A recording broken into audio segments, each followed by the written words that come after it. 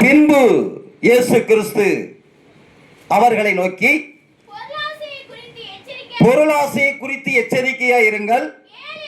ஏனென்றால் ஒருவனுக்கு எவ்வளவு திரளான ஆஸ்திகளும் ஐஸ்வர்யமும் பொருளும் இருக்குமானால் அது அவனுக்கு என்ன அல்ல, ஜீவன் அல்ல. கையை வைத்து சொல்லுங்க, அது அவனுக்கு உயிரே அல்ல. இன்னைக்கு எத்தனை பேருக்கு என்கிட்ட பணம் இருக்கு, அந்த பணம் உயிரை திருப்பி கொடுத்து நம்பிக்கொள்ள இருக்கிறீங்க? ஆமா, அதான் வாழ்க்கை. இன்னைக்கு பல கோடீஸ்வரர்கள் உலகத்தில் இருக்கிறாங்க. அலையலோயா, பணத்தை வச்சுக்கிட்டு என்ன செய்யறதுன்னு தெரியாம திக்குமுக்காடி போற ஆள்லாம் இருக்கான். அது எங்க போய் சேரும் தெரியுமா? கடைசியா கவர்மெண்ட் கிட்ட போய் சேர்ந்துடும். அலையலோயா, எத்தனை பேர் பணத்தையும் பொருளையும் வைத்துக்கொண்டு ஏழைகளுக்கு கொடுத்து உதவி பண்ணதாலாம் அன்னைக்கு உலகத்தில் இருக்கிறான். வச்சிருக்கிற பணத்தில் ஒரு டீ வாங்கி கொடுக்காத ஆள்லாம் இன்னைக்கு உலகத்தில் இருக்கிறான். அலையலோயா, ஆமே. பணத்தை வச்சுக்கிட்ட பிறருடைய கையை எதிர்பார்க்கிற ஆட்கள் இந்த உலகத்தில் வாழ்ந்து கொண்டு இருக்கிறாங்க. நம்ம வீட்டு காசு நம்ம ஏன் அவனுக்கு ஒரு டீ வாங்கி கொடுக்கணும் அப்படின்னு நினைக்கிறாலும் உலகத்தில் இருக்கிறாங்க. அது வாழ்க்கை இல்லை, அது வாழ்க்கையே இல்லை. இன்னைக்கு செத்து போயிட்டா நாளைக்கு 2, நாளன்னைக்கு 3 பால் தெளி, அதுக்கப்புறம் 22ஆம் நாள் என்ன செய்யணும்? கருமாதி, கறி குழம்பு, புது ட்ரெஸ்ஸு, சோத்திரம், அதில் வேறு சண்டை. நான் உனக்கு என்ன செஞ்சேன், நீ எனக்கு ஏன் வெறுங்கையோடு வந்த? செத்து போன ஆள் கிடப்பான், செத்து போன குடும்பம் கவலையில் கிடக்கும். அதை குறித்து இவன் கவலைப்பட மாட்டான். இவன் கறிக்கும் சோத்துக்கும் வேட்டிக்கும் சட்டைக்கும் அடிச்சுக்கிட்டு ஏங்காச்சு எங்க ஓங்காச்சு எங்க என்னாச்சு, நான் போன வருஷம் கொண்டாந்து செஞ்சேன், இந்த வருஷம் ஏன் கொண்டாந்து நீ செய்யலை. இதான் உலக வாழ்க்கை. ஆனால் கிறிஸ்துவ வாழ்க்கை எப்படி அல்ல. Hallelujah, hallelujah. எங்கள் அப்பா இறந்து போயிட்டாரு, அடக்காராதனை பண்ணணும். எந்த ஒரு சொந்தமும் நாங்கள் ஆறுதல் ஜப கூட்டம் வைக்கும்போது யாரும் நிற்கவே இல்லை. கர்த்தர் என்னை நடத்தினார். உண்மை சொல்கிறேங்க. எந்த ஒரு சொந்தக்காரங்களும் எந்த ஒரு உறவினர்களும் அந்த நேரத்தில் அந்த ஆறுதல் ஜப கூட்டத்தில் வந்து நிற்கல. எல்லாம் பாஸ்டர்ஸ் தான் வந்தாங்க, பரிசுத்தவான்கள், சுவாச பிள்ளைகள். அற்புதமாக கர்த்தர் நடத்தினார். அல்லேலூயா. அன்பான தேவனுடைய பிள்ளைகளே, வாழ்க்கை என்பது எந்த மனுஷனுக்கும் நிரந்தரமானது அல்ல. அது ஒரு கூலிக்காரனை போல காலையில் வயலில் போய் இறங்கி வேலையை செய்துட்டு சம்பளத்தை வாங்கிட்டு அந்த வேலையை முடிஞ்ச உடனே வீட்டுக்கு போகிறவர் தான். ஏதோ நம்ம மேலே ஆண்டவர் வச்சிருக்கிற இறக்கம், உன் மேலே என் மேலே வச்சுருக்கிற இறக்கம் இன்றைக்கி நம்ம உயிரோடு நிற்கணும். அவ்வளோதான். இதை யார் எத்தனை பேர் உணர்றாங்கன்னு நமக்கு தெரியல. அவர் நம்ம மேலே வச்சிருக்கிற இறக்கம் இன்னைக்கு நம்ம உயிரோடு நிற்கிறோம். அவ்வளோதான். அல்லேலூயா. கர்த்தருக்கு ஸ்தோத்திரம். ஆமென். வரல சொல்லுங்க. அதனால் அருமையா அந்த என் பேத்தி பாடுறது, நீர் என்னை தேடி வராதிருந்தால் நான் என்றோ மறிச்சிருப்பேன், உம் கிருபையே என்னில் தராதிருந்தால் நான் என்றோ அழிந்திருப்பேன். என் தேவா, என் ராஜா, உம் கிருபையே போதுமே. அல்லேலூயா. அவரு உங்களையும் என்னையும் தேடி வரலன்னா, உங்களை குறித்து நான் பேச வரல. ஒருவேளை என் பேத்தி பாடுறது போல என்னை தேடி இயேசு அல்லன்னா இன்னைக்கு இங்கே நான் நின்றுக்கிட்டு அந்த பாட்டை பாட மாட்டேன். என்னைக்கும் நான் குடியுள்ள போயிருப்பேன், பல வருடங்கள் ஆயிருக்கும், என்னையும் மறந்திருப்பார்கள். ஆனால் தேவ திட்டம் ஒன்றே ஒன்று, என் மேலே அவர் இறக்க வச்சிருந்தாரு. அவரை நான் தெரிந்து கொண்டேன், ஊழியத்துக்கு அழைத்தார், ஊழியத்தை கையில் கொடுத்தார், ஊழியத்தில் நடந்து கொண்டிருக்கிறேன்.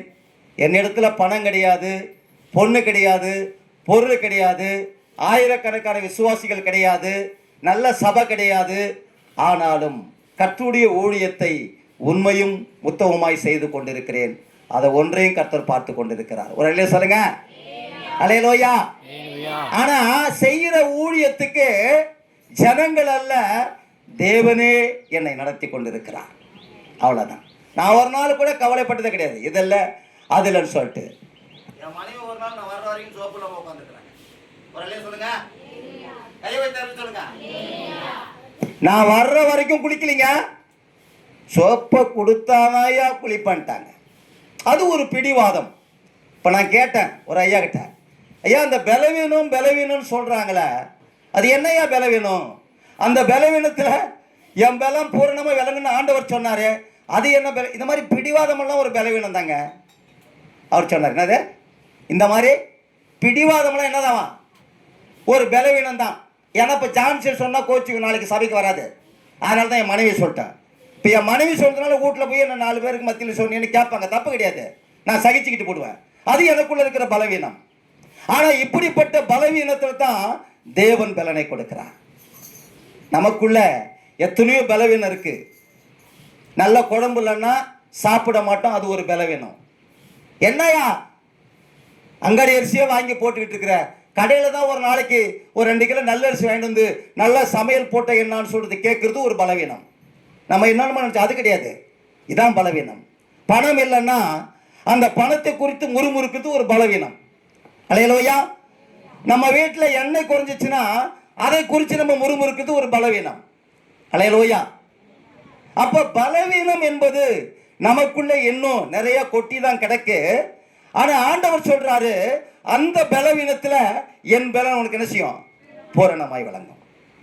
அதை ஒரு பொருட்டை நம்ம எடுத்துக்கொள்ளக்கூடாது. அதாங்க பவுல்கிட்ட சொன்னாரு, ஏய் அதெல்லாம் ஒரு பெரிய பலவீனமே இல்லை, அதை குறித்து நீ ஏன் கவலைப்படுற?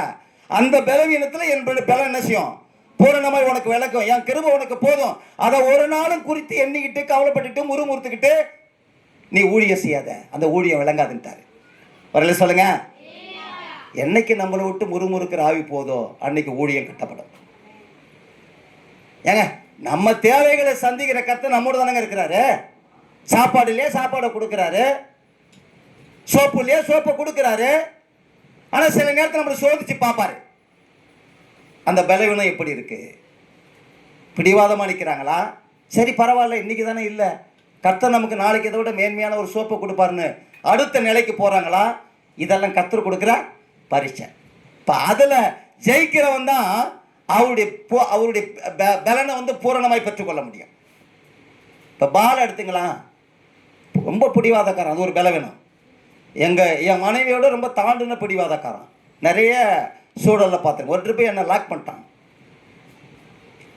என்னை முதல்ல ஆளை விடு, என் ட்ரெஸ் எல்லாம் கொடு, இனிமேல் உன் வீட்டில் இருக்க வேண்டிய அவசியம் எனக்கு இல்லை. அது ஒரு பலவீனம். அப்போ தான் நினச்சேன், எங்கள் மனைவி சொல்கிறாங்க, ஏன் அவன் சின்ன பிள்ளை, அவன்கிட்ட போய் நீ போகிற இல்லை, நான் சத்தியத்தை அவன் அதை ஏற்றுக்கவில்லை. என் ஆளை விடு, என் பேக்கை எடு, என் ட்ரெஸ்ஸாக தூக்கி பையுள்ள வை, முதல்ல என்னை இந்த இடத்த விட்டு காலி பண்ணி என் வீட்டுக்கு போகிறேன்ட்டான்.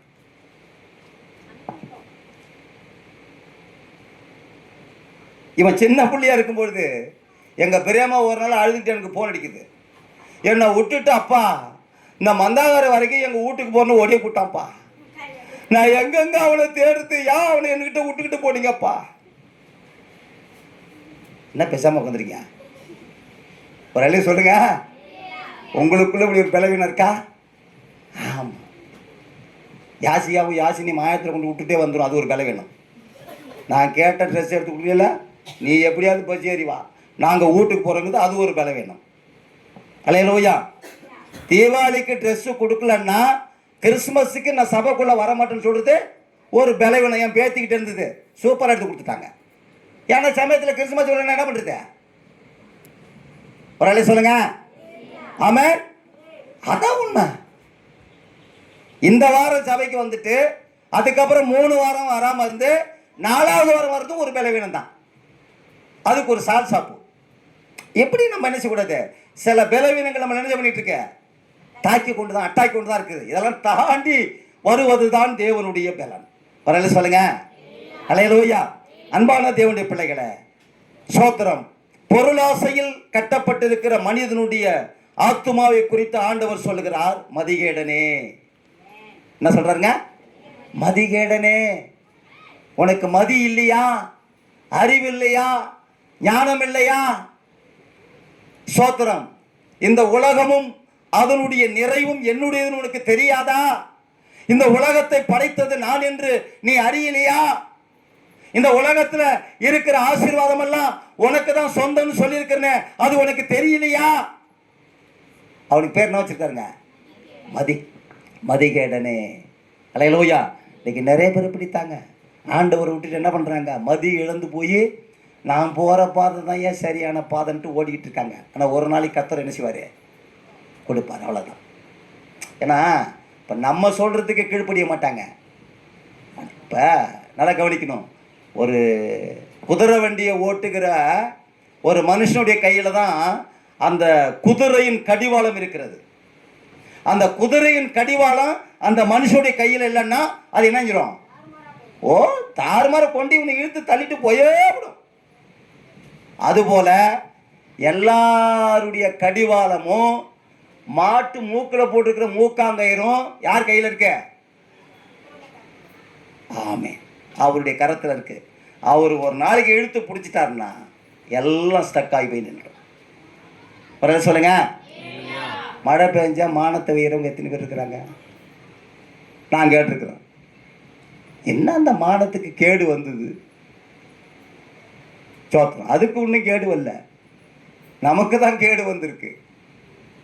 ஆனால் உலகத்தில் ஒரு பழமொழி உண்டு, நல்லவங்களுக்கு பெய்கிற மழை தான் கெட்டவனுக்கும் பொல்லாதவனுக்கும் திமிர்வாதக்காரனுக்கும். அந்த மழை யாருக்கு? ஒரே ஒரு நல்லவனுக்காக தான் அந்த மழை. அது எல்லாருக்குமே சேர்ந்து தான் அந்த ஆண்டவர் பூமியில் என்ன செய்றாரு. அதனால தான் ஆபிரகாம் கேட்கிறாரு, ஆண்டவரே, ஒரு நீதிமான் இருந்தால் அந்த பட்டணத்தை அழிப்பீரோ? ஒரு நீதிமான் இருந்தால் அந்த பட்டணத்தை அழிப்பீரோ? எவ்வளவு அழகா கேட்டிருக்காங்க. ஆதியாகமம் புஸ்தகத்தில் ஆபிரகாம் தேவனோடு பேசுறாரு. எடுத்தவங்க வாசிங்க. ஆதியாகமம் 18, அதை தொடர்ந்து அதில் 10 நீதி, அதில் தொடர்ந்து வாசிங்க. வாசிங்க. அப்பொழுது அந்த புருஷர்கள் அந்த இடத்தை விட்டு சோதோமை நோக்கி போகிறார்கள். ஆபிரகாமோ பின்னும் கர்த்தருக்கு முன்பாக நின்று கொண்டிருக்கிறார். அப்பொழுது ஆபிரகாம் சமீபமாய் வந்து, துன்மார்க்கனோட நீதிமானையும் அழிப்பீரோ? பட்டணத்துக்குள்ள ஒருவேளை 50 நீதிமான்கள் இருப்பார்களே, ஆனால் அதற்குள்ள இருக்கிற அந்த 50 நீதிமானி நிமித்தம் ரட்சியாமல் அந்த ஸ்தலத்தை அடித்து விடுவீரோ? ஒரு அலைய சொல்லுங்க. இப்போ எத்தனை நீதிமான் இருக்கிறோங்க இந்த கிராமத்தில்? எத்தனை நீதிமானுங்க இருக்கிறோம்? இப்போ வந்திருக்கிற நீங்கள் எல்லாருமே நீதிமான் தான். வந்திருக்கிற நீங்கள் எல்லாருமே நீதிமான் தான். அதனால தான் இந்த கிராமத்தின் மேலே கர்த்தர் என்ன பண்ணுறாரு? இரக்கம் வச்சிருக்கிறாரு. இங்கே இருக்கிறவங்களெல்லாம் கிடையாது, இங்கே இருக்கிறவங்களெல்லாம் கிடையாது, ஆத்தாங்கல்ல மணி அடிக்கிறதுனால கிடையாது, சோளம் கொடுக்கறதுனால கிடையாது, சாம்பிராணி போடுறதுனால கிடையாது. ஒரு மனுஷன் கரான்னு கத்திக்கிட்டு கிடக்கிறானே அப்படின்னு சொல்லி இங்கே வருகிற என்னோடு சேர்ந்து வந்து ஜபிக்கிற உங்கள் நிமித்தம் இந்த பட்டணம் என்ன பண்ணிட்டு இருக்கு? பாதுகாக்கப்படுகிறது. ஒரு கையை வைத்து சொல்லுங்க. அல்லேலூயா. ஆமென். வாசிங்க. துன்மார்க்கனோட நீதிமானையும் சங்கரிப்பது உமக்கு தூரமா இருப்பதாக. ஆண்டவரே, உமக்கு அது எப்படி இருக்கட்டும்? தூரமா இருக்கட்டும். நீதிமானையும் துன்மார்க்கனையும் சமமாய் நடத்திப்பது உமக்கு தூரமா இருக்கட்டும். ஆண்டவரே, ஆமென். அல்லேலூயா. ஆமென். வாசிங்க. அதற்கு கர்த்தர், நான் சோதோமில் 50 நீதிமான்கள் இருந்தால் அவர்கள் நிமித்தம் அந்த ஸ்தலம் முழுவதும் ரட்சிப்பேன். கை வைத்து சொல்லுங்க. அவர்கள் நிமித்தம், அந்த 50 நீதிமான் நிமித்தம் அந்த சோதோமை என்ன பண்ண மாட்டான்? அழிக்க மாட்டான். அங்க இருக்கிற ஜனங்களை ரட்சிப்புங்கிறாரு. அங்க இருக்கிற ஜனங்கள் என்ன பண்ணுவான்? ரட்சிப்பேன். போராடுகிறோம். ஆண்டவரே, எங்க கிராமத்தின் மேல இருக்கிற எங்க கிராமத்தின் மேல உங்களுடைய ரத்தம் ஊற்றப்படட்டும். எங்க கிராமத்தை ரட்சியும், எங்கள் ஜனங்களை ரட்சியும் ஆண்டவர் சொல்லி போராடிட்டு கிடக்கிறோம். வாசிங்க. அப்பொழுது ஆபிரகாம் பிரதி உத்தரமாக, ஆமென், இதோ தூளும் சாம்பலுமாய் இருக்கிற அடியேன் ஆண்டவரோடு பேச துணிந்தேன். கையா ஒரு அலைய சொல்லுங்க. தூளும் சாம்பலுமாய் இருக்கிற அடியேன் உம்மோடு என்ன பண்ண? பேச துணிந்தேன். ஒருவேளை 50 நீதிமான்களுக்கு 5 பேர் குறைஞ்சிருந்தாலும் அந்த 5 பேர் நிமித்தமும் அந்த பட்டணம் முழுவதும் அழிப்பீரோ என்று கேட்கிறான். அதற்காக ஆமென், 5 பேர் போனாலும் பரவாயில்ல, 45 பேர் நீதிமான் அங்கே இருந்தால் அந்த பட்டணத்தை அழிப்பதில்லைங்கிற கையை வைத்து சொல்லுங்க. அல்லேலூயா, அல்லேலூயா. தோளும் சாம்பலும் ஆகிய நான் உம்மோடு பேச துணிந்தேன். தோளும் சாம்பலும் ஆகிய நான் உம்மோடு பேச துணிந்தேன். எதற்கும் தகுதி இல்லை எனக்கு, எதற்கும் தகுதி இல்லை, ஒன்னாமம் சொல்ல துணிந்தே, நான் ஒன்னாமம் சொல்ல துணிந்தே. தோளும் சாம்பலும் ஆகிய நான் உம்மோடு பேச துணிந்தே. துடைத்து போடும் அழுக்கை போல நான் போதறி தள்ளப்பட்டே. துடைத்து போடும் அழுக்கை போல நான் போதறி தள்ளப்பட்டே. தெரிந்து கொண்டே முன் குறித்தீர் என்னை, தெரிந்து கொண்டே முன் குறித்தீர் மகனாக மகிழ செய்தி, உம் மகனாக மகிழ செய்தி. தோளும் சாம்பலும் ஆகிய நான் உம்மோடு பேச துணிந்தே. தோளும் சாம்பலும் ஆகிய நான் உம்மோடு பேச துணிந்தே. கனியற்ற மரம் போல நான் காய்ந்து உலர்ந்திருந்தேன். கனியற்ற மரம் போல நான் காய்ந்து உலர்ந்திருந்தேன். கருணை வைத்தே கரம் பிடித்து என் மேல் கருணை வைத்தே கரம் பிடித்து கண்ணீரை களிப்பாக்கிறே. என் கண்ணீரை களிப்பாக்கிறே. தோளும் சாம்பலும் ஆகிய நான் உம்மோடு பேச துணிந்தே. தோளும் சாம்பலும் ஆகிய நான் உம்மோடு பேச துணிந்தே. எதற்கும் தகுதி இல்லை நான், எதற்கும் தகுதி இல்லை, ஒன்னாமம் சொல்ல துணிந்தே. நான் ஒன்னாமம் சொல்ல துணிந்தே. தோளும் சாம்பலும் ஆகிய நான் உம்மோடு பேச துணிந்தே. அல்லேலூயா. எப்படி இருக்கும் நம்ம உலகத்துல? எப்படி இருக்காங்க? தோளும் சாம்பலுமா இருக்கிறோம். அதாங்க வாழ்க்கை. இப்படிப்பட்ட வாழ்க்கையில தான் கர்த்தர் நம்மோடு ஒவ்வொரு நாளும் இடைபடுகிறார். நம்முடைய வாழ்க்கையை தேவன் ஆசீர்வதிக்கிறார். உன்னையும் என்னையும் பலப்படுத்துகிறார். உன் நிமித்தமும் என் நிமித்தமும் நாம் இருக்கிற தேசத்தை ஆண்டவர் ஸ்தோத்திரம் அழிக்காம இருக்கிறதுக்கு காரணமே அதுதான். ஆமென். ஒரு குடும்பத்துல ஒரு நீதிமான் தான் அந்த குடும்பத்தை டச் பண்ண மாட்டாரு. ஆனா அந்த நீதிமான் நீதிமானாகவே இருக்கணும். அதான் முக்கியம். அவங்க பட்சமா நம்ம திரும்பிடக்கூடாது. அல்லேலூயா, அல்லேலூயா, ஆமென். அதனால அன்பான தேவனுடைய பிள்ளைகளை தூளும் சாம்பலுமா இருக்கிற ஒரு வாழ்க்கை.